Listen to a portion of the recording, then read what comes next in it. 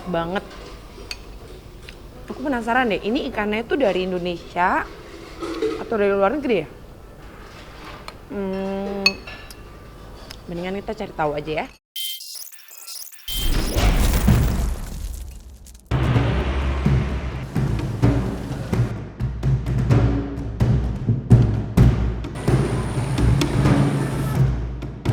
Nah, ikan sidat adalah komponen utama dari unagi itu sendiri.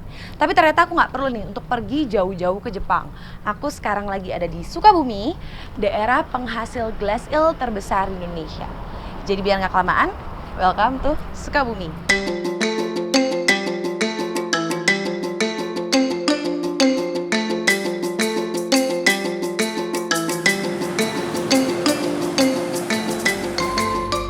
Sukabumi berasal dari bahasa Sanskerta yang berarti kesenangan, kebahagiaan, atau bisa juga berarti kesukaan. Jadi, kata Sukabumi memiliki arti yaitu bumi kesukaan. Kota ini memiliki total luas 48,33 km persegi dengan jumlah populasi sebesar 353.455 penduduk.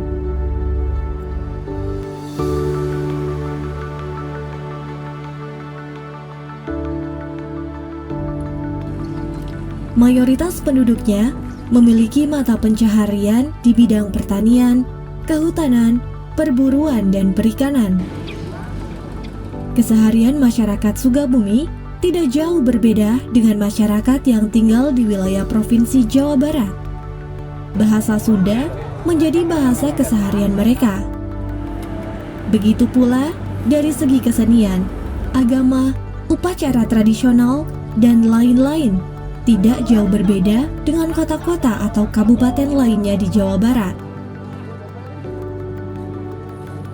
Mayoritas mata pencaharian penduduk Sukabumi adalah buruh dan pedagang. Sebagian lagi lebih memilih menjadi petani dan nelayan.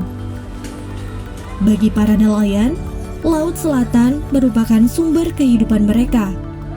Berbagai jenis ikan bisa mereka dapatkan, mulai dari ikan tongkol, tuna, layur, udang, lobster gajah, cumi-cumi, dan masih banyak lagi hasil tangkapan lainnya.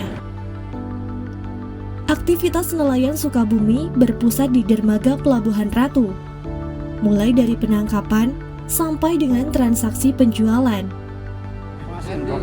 Para nelayan dari berbagai penjuru sangat suka merapatkan perahunya di Pelabuhan Ratu. Menurut para nelayan luar daerah Pelabuhan Ratu, merupakan dermaga paling ramah di sepanjang pantai selatan. Dan satu hal lagi yang perlu kita ketahui, bahwa Laut Selatan Sukabumi adalah penghasil glass eel atau bibit ikan sidat dengan jumlah terbesar di Indonesia. Karena sidat ini hidup di dua ekosistem, baik air tawar maupun laut, dan dia untuk kawinnya itu di laut yang dalam, maka sampai saat ini belum ada yang bisa melakukan pemijahan untuk skala budidaya. Di sini peran nelayan menjadi penting untuk penyedia dari benih-benih yang dikembangkan oleh para pembudidaya. Nah, sekarang aku udah sampai di kantor Dinas Perikanan Kabupaten Sukabumi. Mau ketemu nih sama Bapak Kepala Dinas, mudah-mudahan beliau ada buat kita ngobrol-ngobrol mengenai ikan sidat. Sidat ini ternyata pengolahannya ini berasal dari Jepang, terkenalnya dengan unagi seperti itu. Padahal bahan dasarnya adalah glass eel. Mereka kan sidat itu bertelurnya di laut. Nah, setelah itu mereka lari ke sungai.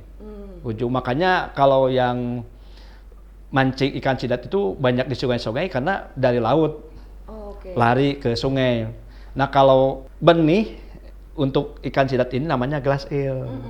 Dan itu masih bening dan ini ditangkapnya pada malam hari.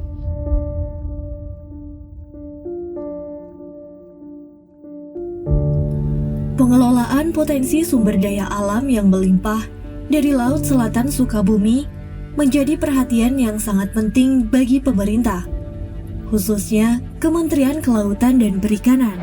Kebetulan Sukabumi ini mempunyai garis pantai sekitar 117 km, sehingga ini merupakan potensial bagi kegiatan perikanan tangkap. Nah, kan ini ceritanya saya tuh baru pertama kali nih Bu datang ke pelabuhan. Saya dari Jakarta. Pas masuk ke pelabuhan, wah isinya kapal-kapal semua pada parkir, ada nelayan juga. Sebenarnya kegiatan di pelabuhan sini tuh ada apa aja sih? Jadi pelabuhan perikanan itu mempunyai tugas yaitu melaksanakan kegiatan pengelolaan dan pelayanan pemanfaatan sumber daya ikan dan keamanan operasional kapal. Itu tugasnya, tapi juga mempunyai fungsi. Jadi di sini akan dilaksanakan kegiatan-kegiatan terkait pemberangkatan kapal ke penangkapan. Jadi melaksanakan kegiatan penangkapan oleh nelayan dan kemudian kegiatan nelayan setelah mendapatkan pulangnya ya mendaratkan ikan. Jadi kita menyiapkan semua fasilitas yang ada, termasuk di situ adalah kolam pelabuhan yang digunakan untuk parkirnya kapal, namanya tambat labuh. Nah, kira-kira potensi ikan sidat sendiri itu gimana sih Bu? Ya, memang salah satu potensi di Sukabumi adalah ikan sidat. Ikan sidat di sini sangat menjanjikan. Kenapa? Harganya memang tinggi.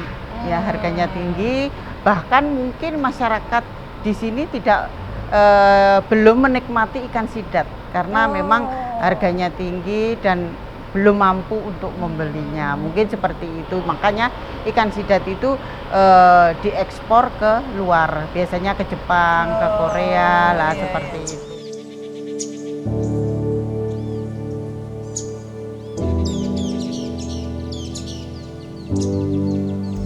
Ikan sidat, dalam bahasa Latin disebut Enguela ini, memiliki beberapa penyebutan nama dalam fase perjalanan hidupnya.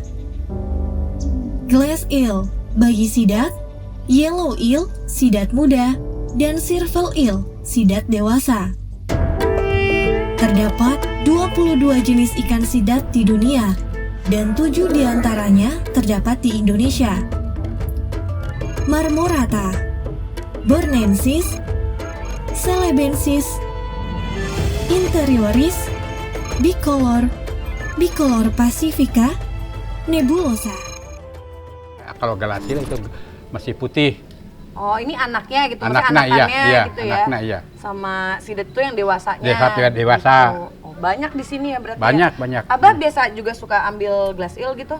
Dulu suka, kalau sekarang enggak. Abah sudah jadi pengumpul. Oh, gitu. Iya. Kira-kira di sini yang nelayan glass eel ada nggak ya? Ada. Pengen ikutan. Ada itu, ada waris. Biasanya kalau hujan itu glasil suka keluar. Oh, justru kalau hujan malah keluar, lebih banyak. malah lebih banyak. Ya kadang-kadang juga nggak ada. Ya tergantung musimnya.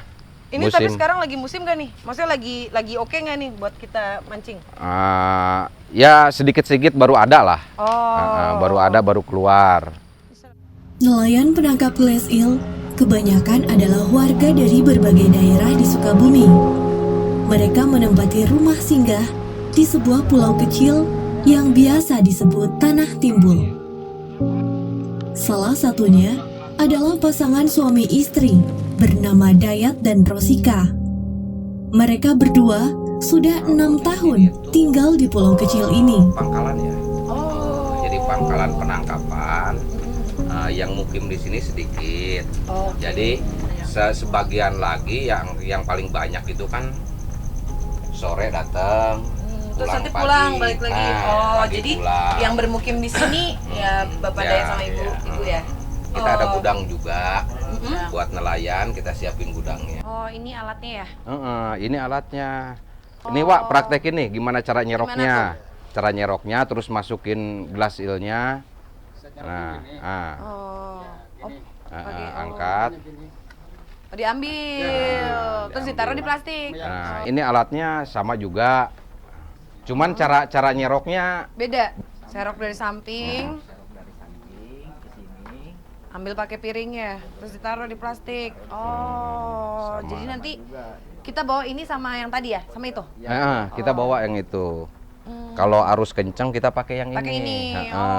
Oke. Karena lebih simpel. Kalau yang sana itu lebih, buat. Oh iya. Agak ribet ya, agak gede ya. Agak gede. Ya. Kalau arus itu bisa ke bawah orang.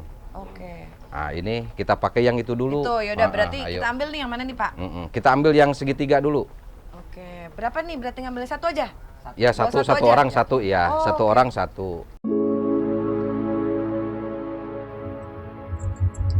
Penangkapan glass eel dilakukan pada malam hari. Jelas, hal ini tidak mudah karena minimnya pencahayaan. Ditambah, bentuk glass eel yang kecil dan bening seperti kaca, membuat para nelayan harus ekstra jeli dalam menjaring glass eel buruannya.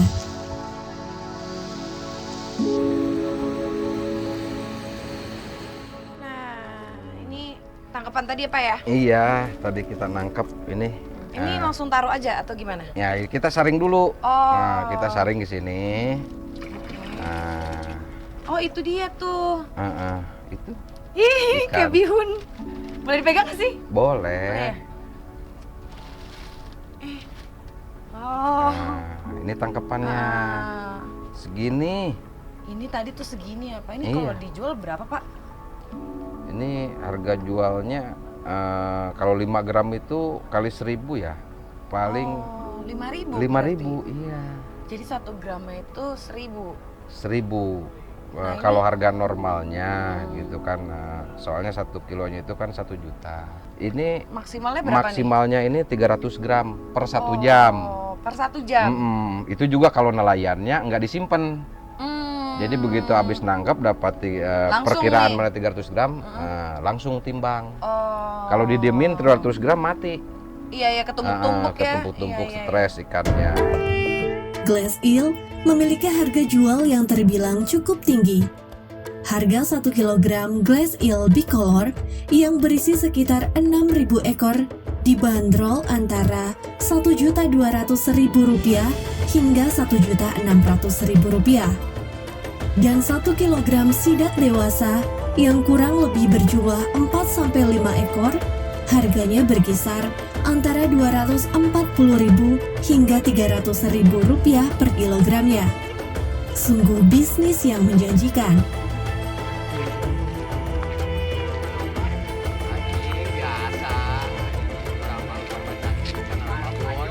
Namun jauh di balik angka-angka, ada beberapa orang yang tergabung dalam sebuah komunitas yang bernama Sidat Mania Sukabumi. Ya, mereka tidak begitu mencari keuntungan ekonomis pada ikan sidat, tapi sensasi strike. Tarik ulur senar dalam menaklukkan sidat, itulah yang menjadi capaian kepuasan anggota komunitas ini. Komunitas Sidat Mania Sukabumi ini merupakan mitra sekaligus komunitas binaan Dinas Perikanan Sukabumi.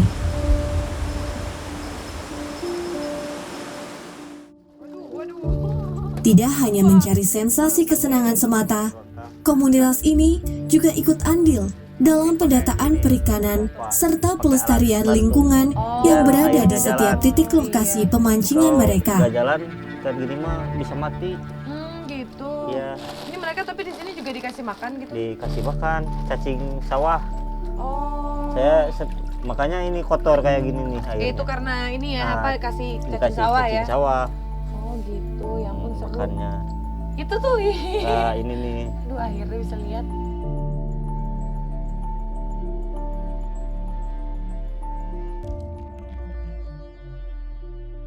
Tempat selanjutnya yang akan kita kunjungi adalah PT Labas yang terletak di Cibening, Kabupaten Bogor. Hai, nah sekarang aku udah sampai di Bogor setelah kemarin mengeksplor Sukabumi. Akhirnya sekarang aku sampai di PT Labas. Nah hari ini aku mau melihat lebih dalam lagi tentang pembudidayaan dari ikan sidat. Yuk!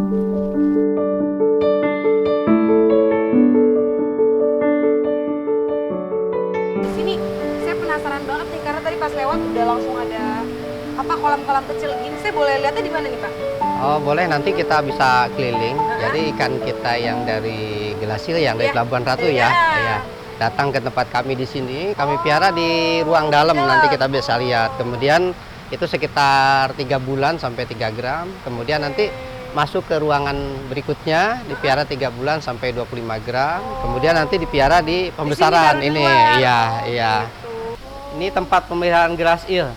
Jadi gelas eel yang ditangkap di Pelabuhan Ratu, Iya. kita ambil, kemudian Diolah dipelihara di sini sini, ya. Oh, bening ya, Iya. makanya nggak kelihatan nih. Iya, iya. Ini modelnya kita kecil ini, kecil. Jadi 1 kilo sampai 2 kilo kita taruh gelas eel supaya nanti mudah ketika penanganannya.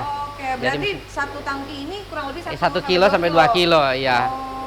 Oke, ini semua gelas eel ya. Betul, ini pemeliharaannya modelnya dengan sistem seperti ini. Oh. Pakai sistem resirkulasi. Jadi Oke. tujuannya itu sebetulnya supaya penggunaan air relatif sedikit, kemudian ikan juga tidak stres karena memang hampir tidak diganti air. Nah, ini ada filter untuk terakhir, ini self filter menggunakannya. Ini sebagai chemical filter. Jadi kalau nanti ada zat besi atau segala macam bisa disaring ke Disaring sini. sini. Nah, Oh. selanjutnya sebelum masuk ke tank, ini ada juga nih ultraviolet. Nah, jadi untuk membunuh kalau misalkan airnya ada bakteri atau segala macam bisa dibunuh kedeteknya dengan di situ ya? ya kedetek ini sehingga airnya tetap bersih. Terjamin, ya. Terjamin dan memang kualitas air tidak berfluktuasi. Oke. Jadi nggak ada ganti air misalkan 20%, 30% nggak. Kita Oke, hampir lebih tidak stabil ganti ya? air. Iya. Oke. Nah, ini apa nih Pak namanya Pak? Ini ikan ukuran pinjerling 10 sampai 20 gram dipiara di sini. Nah, ini kepadatannya dari masuk sekitar 5 kilo. Jadi nanti kalau udah sebulan bisa sampai 7 kiloan per petak Dan ini. Mereka stay di sini durasinya berapa bulan? Setiap 1 bulan kita grading. Oh. Kita pisah. Nanti yang ukuran 25 gramnya kita Tinggal udah lagi. bisa kirim ke kolam pembesaran. Oke. Yang masih kurang dari 25 kita piara di sini. Di sini ya. Iya.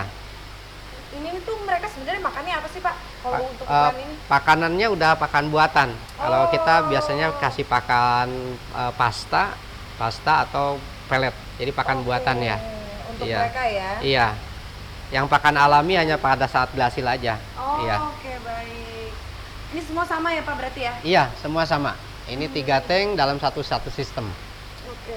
Sistem sirkulasinya 1. Ini udah lumayan kelihatan Iya. sidatnya nih yang kayak Iya. kemarin saya lihat nih Pak. Udah hampir dewasa kalau Iya, ini. iya. Tinggal satu siklus pemeliharaan lagi sekitar 6 bulan sampai bisa panen. Oh, oke. Iya. Nah, kita habis dari fingerling ini kita ke kemana Ke nih, Pak? yang pembesaran. Nah, ini tempat pemeliharaan untuk pembesaran. Iya, Jadi ini bisa tangkinya juga jauh lebih iya. gede ya. Iya, tangkinya bisa pakai tangki Faber. Ini dengan sistem resirkulasi juga. Ada bisa juga dengan terpal. Ini modelnya pakai terpal. Iya. Jadi banyak pilihan sebenarnya dari si konstruksi. Tapi yang pasti kalau ukuran ikannya lebih besar, bisa kolamnya lebih besar. Lebih luas ya. Iya, bisa lebih luas lagi. Ini nih tadi berapa nih berapa gram ya? Nah, kalau biasanya yang masing-masing? 25 gram di sini. Oke. 25 gram. Bisa di sini di kolam terpal ini atau nanti bisa juga yang di kolam beton. Oke. Iya, ini sama aja. Cuman ini pilihan aja. Kadang-kadang kan di masyarakat sudah punya kolam-kolam yang seperti ini ya. Iya, iya, yang iya. bekas lele atau Iya, benar. bioflok atau nila. Jadi kita bisa memanfaatkan untuk ikan sidat. Cuman mungkin model ininya aja yang agak berbeda. Kita pakai sistem resirkulasi. Ada penyaringnya. Ini mereka aktif ya. Iya. Ini tuh ketapang ya Pak? Iya, ini daun ketapang. Ini ketapang ini kita sebagai obat alami ya. Pertama untuk antibiotik alami, kemudian yang kedua untuk penyetabil pH supaya pH-nya nggak turun naik. Jadi mereka nih nggak ada yang dikasih obat gitu ya? Nggak ada. Alami Jadi ini sama garam? iya, Bukan? jadi ini kan Oh. kita pengennya pangan yang memang aman ya. Iya, betul. Yang aman. Kalau untuk ekspor kan sebenarnya nggak boleh antibiotik itu. Tapi kita meskipun untuk makanan kita sendiri justru kita coba untuk tidak menggunakan antibiotik. Tidak sedikit modal yang dikeluarkan untuk melakukan budidaya ikan sidat secara profesional. Di samping treatment yang benar, kebutuhan seperti kolam, pakan, listrik, dan kebutuhan lainnya menjadi elemen penting dalam proses pembudidayaan agar mendapatkan hasil dengan kualitas terbaik. Nah ini makanya dalam untuk menjaga kualitas dari gelas eel itu sendiri penting agar nanti di para pembudidaya ini tidak banyak yang mengalami kematian. Nah makanya teknik penangkapan kemudian penanganan gelas eel menjadi penting agar kualitasnya menjadi baik dan mortalitasnya menjadi rendah Ini tentunya perlu dilakukan edukasi kepada para nelayan sebagai penyedia benih bagi para pembudidaya. Karena kalau misalkan benihnya banyak ditangkap dan banyak mati, yang rugi bukan hanya pembudidaya, tapi juga bagi kelestarian sidat itu sendiri juga menjadi penting. Ada yang memang menangkap sidat untuk mata pencarian, ada yang memang menangkap sidat untuk hobi. Itu harus dipisahkan. Makanya yang di sini adalah lebih menangkap untuk mata pencarian. Jadi nelayan-nelayan ini untuk menangkap glass eel itu adalah ketergantungan untuk menyambung hidup. Tapi kalau yang misalkan di Cilacap itu memang glass eel itu sangat kurang, dan memang yang banyaknya adalah ukuran sejari atau fingerling sampai ukuran dewasa. Maka di sana banyaknya adalah menangkap yang ukuran sejari sampai yang dewasa. Jadi satu tergantung dari lokasinya. Yang banyak adalah ukuran glass eel atau ukuran dewasa. Kemudian yang kedua, kebiasaan dari masyarakat itu sendiri menangkap ukuran yang berapa gitu. Memang kalau harga glass eel ini memang sangat fluktuatif. Nah, ini memang yang perlu adanya tata kelola pasar. Ini memang untuk pengambil kebijakan, terutama pemerintah ini bagaimana bisa mengendalikan pasar yang sangat fluktuatif. Artinya harus ada tata kelola pasar tentang sidat. Sidat itu pernah harganya 1 kilo untuk glass eel bisa 2 juta sampai 3 juta. Untuk mendapatkan produk kabayaki ukuran 190 sampai 210 gram itu dibutuhkan bahan baku itu sekitar 300 sampai 350 gram. Nah, ini yang menjadi salah satu kendala apabila kita pemeliharaannya tidak melalui suatu proses grading yang baik. Itu sering mereka itu range-nya terlalu besar. Pas kita terima range-nya besar, barangkali kita 250 sampai 400 gram itu yang kita dapatkan. Kita di sini sebenarnya awalnya itu kita punya tujuan untuk dari hulu sampai hilir. Jadi pemeliharaannya mulai dari glass eel, elver, fingerling, sampai market size, sampai kita olah kembali dan sampai kita coba pasarkan. Jadi pemeliharaan kita udah kita lalui semua, dari glass eel sampai ukuran yang besar, sampai ke pengolahan dan sampai market. Karena keberhasilan dalam suatu budidaya ini harus salah satunya adalah bibit yang baik ya. Jadi kita memaintain supplier kita, baik yang ada di Sukabumi maupun ada di Palu maupun Manado, memang sudah kita latih bagaimana caranya menampung tidak terlalu lama di tempat mereka. Kita berharap 3 hari penangkapan itu sudah langsung terkirim kepada kita. Karena apabila waktunya lebih dari itu, kami khawatir di penampungan tidak siap untuk memberi makan dan sebagainya. Tetapi kalau ukuran yang 150 sampai dengan 170, biasanya kita lebih murah, sekitar 172.000 per pack. Karena kita panennya lebih cepat, 1 pack 1 ikan. Karena kalau kita proses kabayaki itu udah nggak ada kepalanya, udah nggak ada tulang-tulangnya, udah bersih dalam bentuk daging yang memang siap untuk kita langsung makan. Kita sekarang ini kan kapasitas, tadi di awal saya sampaikan kapasitas kita itu baru 500 sampai dengan 1 ton, yang artinya ikan hidup ya. Kurang lebih 500 kilonya yang kita olah jadi dalam bentuk olahan, yang kabayaki, shirayaki. Yang sisanya memang kadang kita memenuhi ekspor yang memang dia butuhnya ikannya hidup gitu.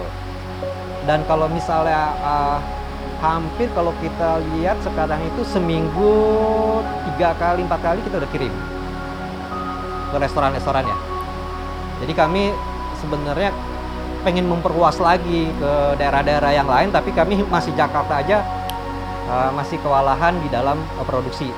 Karena kita kalau produksi kan nggak bisa langsung dapatnya sekarang. Ada proses yang kita cukup panjang yang tadi misalnya kalau dari glass eel sampai panen itu bisa 15 bulan sampai 18 bulan. Nah, itu yang memang harus kita persiapkan agar nantinya kita punya produksi yang baik dan bisa terus menerus.